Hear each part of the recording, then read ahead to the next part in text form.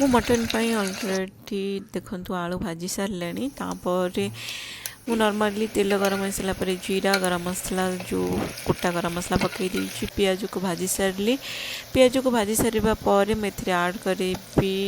यहाँ हूँ रसुण पेस्ट तापर अदा पेस्ट पर आड करी कंचा लंका तो देखंतु जो आमर गुंड मसला अच्छी मुझे सब पेस्ट बनई देछि ये पेस्ट को मु ऐड करी तो कंचा लंका भी मु ऐड कर देछि तो ये पेस्ट एबे ऐड करदेली तापर जो आमर चर्बी थाए मुझे चर्बी को फास्ट पकई देछि ताकू मसला कषा सहित देखंतु केमती भल भाव कषि सारा तापर मु मटन को पकई कषिदेली मटन कषि सारा पर मु एबे पानी ऐड करी तो पानी ऐड कर सारे मुझे सीटी देदेली गरम मसला